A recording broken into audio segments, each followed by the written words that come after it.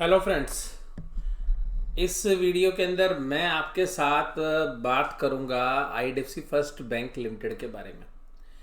IDFC first bank limited का share आज 52 week high touch करता है और आज का जो हाई प्राइस है वो है 57 रुपीज़ एंड 50 पैसा। तो बहुत लोगों के मन में ये ख्याल आ रहा है कि क्या इसमें प्रॉफिट बुकिंग करनी चाहिए या इसको होल्ड करना चाहिए। तो सबसे पहले बात कि ये जो शेयर है आईडीएफसी फर्स्ट बैंक लिमिटेड, ये मेरे पर्सनल पोर्टफोलियो में है। डिस्क्लोज़र के रूप में मैं आपको बता दूं, और आप में से ज़्यादातर लोगों को ये बात पता है कि पिछले 3-4 साल से जो है मैं इस शेयर को कवर कर रहा हूँ। और मेरी जो इनिशियल कवरेज थी, जो वीडियोस थी इस चैनल के ऊपर, वो सारी वीडियोस के अंदर हमने इसको जो है कवर किया था, आईडीएफसी फर्स्ट बैंक को।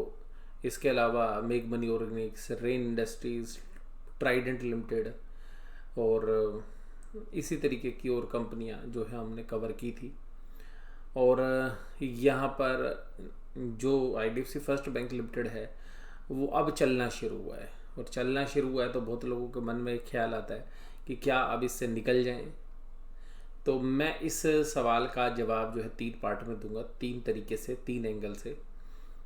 और उन सब से पहले इसकी फाइनेंशियल परफॉर्मेंस के बारे में बात करते हैं। देखिएगा, वी वैद्यनाथन जी ने जब से इस कंपनी के अंदर कंट्रोल संभाला है, तब से आम रिटेल इन्वेस्टर्स का जो विश्वास है वो इस कंपनी की तरफ बढ़ा है।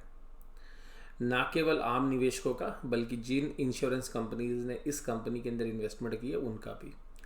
तो हालांकि वो प्राइस 23-24 के आसपास थे, और वहाँ से शेयर्स ने एक अच्छा राइज दिया है।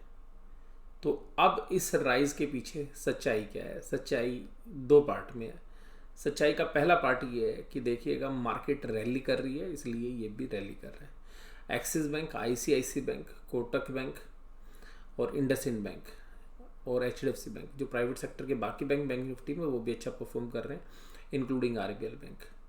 तो यहाँ पर इसका भी जो है परफॉर्मेंस जो है उनके अनुरूप है। तो पहला रीज़न तो ये। दूसरा है इसकी फाइनेंशियल परफॉर्मेंस। तो जो परफॉर्मेंस है वो काफ़ी इम्प्रूव हुई है, लेकिन अभी इतनी इम्प्रूव नहीं हुई थी कि ये 56 रुपये के प्राइस होते हैं। हालांकि हमें लगता है कि 50 रुपये के आसपास तक के प्राइस होने थे। और इस साल का भी जो टारगेट है हमारा, वो 50 रुपये से लेके, मैंने 70 रुपये के आसपास बोला था आपको पीछे भी वीडियोज़ में, कि 50 रुपये से 60 रुपये, और बेस्ट केस सिनेरियो में 70 रुपये तक भी जा सकता है।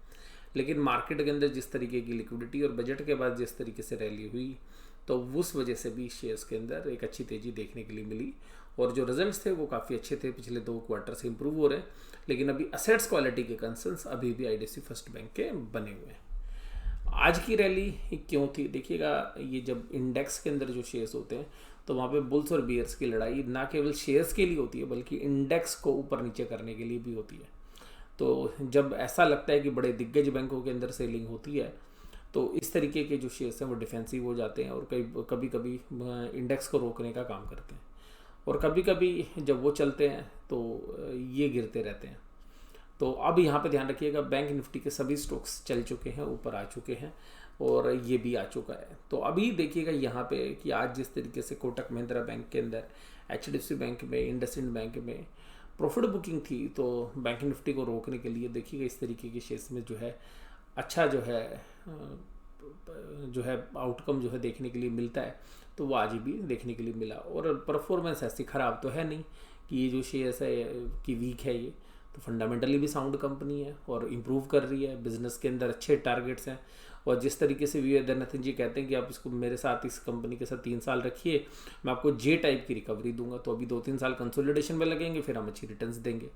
तो वो उम्मीदें मुझे भी हैं जो वी वैद्यनाथन जी बोलते हैं। तो अभी फ़िलहाल जो सिचुएशन है वो 3 तरीके से कैसे हैं।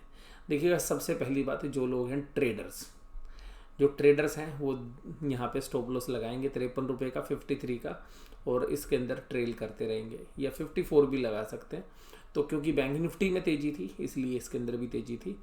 हो सकता है कि ये शेयर एक बार फिर 50 रुपये से नीचे भी आपको देखने के लिए मिल जाए, इसमें कोई बहुत बड़ी बात नहीं है। तो जो ट्रेडर्स हैं वो तो चाहेंगे तो प्रॉफिट बुक भी कर सकते हैं, या अपने स्टॉप लॉस को ट्रेल करते रहें ऊपर की तरफ। शेयर ऊपर चले तो ऊपर जा सकते हैं। दूसरी बात है जो है लॉन्ग टर्म इन्वेस्टर्स। देखिएगा, लॉन्ग टर्म इन्वेस्टर्स के लिए एक ही बात ध्यान रखने वाली बात होती है कि अगर आपको वेल्थ बनानी है तो आपको मार्केट वोलेटिलिटी से अपने आप को बचा के रखना है।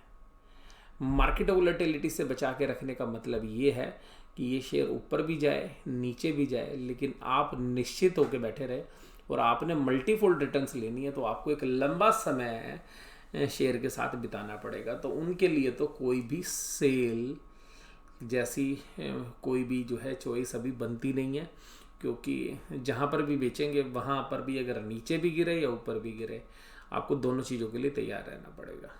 क्योंकि अगर आपने वेल्थ बनानी है और लॉन्ग टर्म के अंदर निवेश करोगे तो आपको रखना पड़ेगा। अब दो जवाब दे दिए, ट्रेडर और इन्वेस्टर। अब कुछ लोग होते हैं हमारे जैसे, यानी कि मेरे जैसे, स्पेशली मैं आपको बोलूँ, जो कुछ तो ट्रेडर वाला एटीट्यूड भी रखते हैं और ज़्यादातर इन्वेस्टर वाला जो है एटीट्यूड रखते हैं। तो आप अपने शेयर्स को पहले क्लासीफाई करिए अलग से कि मेरा इतना पोर्शन ट्रेडिंग का है, इतना पोर्शन इन्वेस्टिंग का है। तो जो पोर्शन इन्वेस्टिंग का है लॉन्ग टर्म का, उसको तो अभी बेचने की सोचिए मत जब तक 2-3-4 गुना ना हो जाए। और अगर आप लंबी इन्वेस्टमेंट लेके बैठे हैं, आपके शेयर्स के नंबर्स बहुत ज़्यादा हैं, तो आपको कुछ हिस्सा जो है ट्रेडिंग के लिए भी रखना चाहिए। ज़्यादातर हिस्सा इन्वेस्टमेंट के लिए होना चाहिए। तो जो ट्रेडिंग वाला हिस्सा है उसमें से कुछ हिस्से का प्रॉफिट बुक करना चाहिए। मुझे पर्सनली ऐसा लगता है कि एक बार बेच कर प्रॉफिट साइड में रख लेना चाहिए या बिल्कुल नज़दीक का स्टॉप लॉस लगा लेना चाहिए। और जो हिस्सा आपने बेचना है ट्रेडिंग का, वो धीरे धीरे करके बेचते रहिए। उसके 4 टुकड़े कर लीजिए, अभी 56 से बेच दीजिए मान लीजिए, उसके बाद 60 रुपये हो जाता है थोड़ा और बेच दीजिए, 65 हो जाता है थोड़ा और बेच दीजिए, और 70 पे बाकी बेच दीजिए। और उसके ऊपर जाता है तो भैया कोई दिक्कत नहीं, आपके इन्वेस्टमेंट के शेयर्स हैं। नीचे मिलने लग जाए तो फिर नीचे भी यही करिएगा। आपने बेच दिया अभी 55 में, बाद में 50 रुपये मिल जाए, आप दोबारा खरीद लीजिए। आपने 60 में बेचा, 60 के बाद 55 आ जाए तो जो 60 में बेचा था वो 55 मिल जाए तो खरीद लीजिए। 65 में बेचा था वो 60 में ले लीजिए। 70 में बेचा था वो 65 में। मान लो प्राइस आया ही नहीं तो कोई दिक्कत नहीं है भैया, इन्वेस्टमेंट वाले शेयर्स हैं वो ज़्यादा जल्दी आपको रिटर्न्स दे रहे हैं। तो ये एक स्ट्रेटेजी जो है वो फॉलो की जा सकती है। तो क्योंकि ये बहुत कॉमन क्वेश्चन है आज की डेट में कि क्या करना चाहिए, लेकिन मैं फिर भी आपको सलाह जो दूंगा वो अपने विवेक से दे रहा हूँ। जो मेरे अपने पर्सनल एक्सपीरियंस है वो आपके साथ शेयर कर रहा हूँ। लेकिन स्टॉक मार्केट अनिश्चितताओं से भरा हुआ है। इसके अंदर प्रचुर मात्रा के अंदर प्रॉफिट्स होते हैं, प्रचुर मात्रा के अंदर लॉस भी हो सकते हैं। आप कितने संयमशील हैं ये बहुत इंपॉर्टेंट है। पेशेंस कितना है आपके अंदर, आप कितना प्रॉफिट लेना चाहते हैं, कितना लॉस लेने की कैपेसिटी है, ये सब आपको पता होना चाहिए। और जो भी कोई डिसीजन ले अपने फाइनेंशियल एडवाइजर से सलाह लेने के बाद ही करें। बहुत सारी चीज़ें ऐसी होती हैं कि आप फंडामेंटली कभी कभी उतना मजबूत नहीं होता शेयर, लेकिन बाज़ार की दशाएं इस तरीके की होती हैं कि आपको बहुत अच्छी जो है रिटर्न्स मिल रही होती हैं। और बाज़ार की दशाएं जब ख़राब होती हैं तो वो शेयर भी जो है नीचे की तरफ रिएक्ट करता है। और बाज़ार के अंदर जो है चीज़ें बदलती रहती हैं। मार्केट इज़ ए डायनेमिक, और उसके डायनेमिक होने की वजह से जो है चीज़ें जैसे बदलेंगी बाज़ार भी उसी रेशो के अंदर जो है रिएक्ट करता हुआ नज़र आएगा। अगर क्रूड ऑयल के प्राइस ऊपर जाते हैं, इन्फ्लेशन ऊपर की तरफ जाती है, तो देखिएगा बैंकों के ऊपर प्रेशर होना लाजमी है। लेकिन लोअर रेट ऑफ इंटरेस्ट बने हुए हैं और गवर्नमेंट की पॉलिसीज़ फेवरेबल हैं, तो देखिएगा यहाँ पे प्रॉफिट्स भी होते रहेंगे आपको।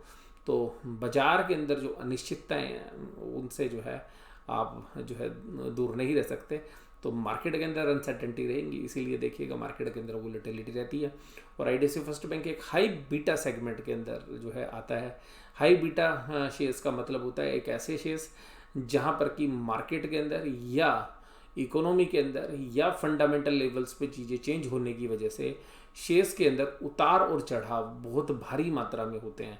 यानी कि जो इंडेक्स है, यानी कि निफ्टी इंडेक्स है, उसके मुकाबले में इस तरीके के जो शेयर्स हैं वो गिरने के समय पर नेगेटिव रिटर्न्स भी इंडेक्स से ज़्यादा देते हैं।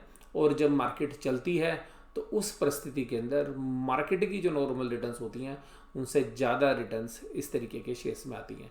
तो हाई बीटा शेयर्स वो शेयर्स होते हैं जो कि हाई रिस्क के साथ हाई रिटर्न्स देने का दम रखते हैं। तो एडवर्स सिचुएशन में हाई रिस्क यानी कि high D growth, high negative returns, अच्छे केसेस के अंदर हाईली आपको रिवार्ड करता है और मार्केट से जो है ज़्यादा रिटर्न्स मिलती हैं। तो ये हाई बीटा सेक्टर्स की पहचान होती है।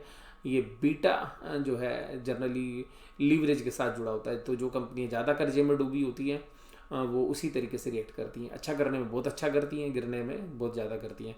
और बैंक इसी तरीके का बिजनेस है, क्योंकि बैंक सभी दूसरे लोगों का पैसा उधार लेके दूसरे लोगों को उधार देता है। यानी कि डिपॉजिटर से पैसा लेके आम निवेशकों को जो है से जो पैसा इकट्ठा होता है वो वास्तव में जो एंटरप्रेन्योर्स हैं या जो वेंचर्स करने वाले लोग हैं या जिनको पैसा उधार की जरूरत है उन लोगों को उधार देता है।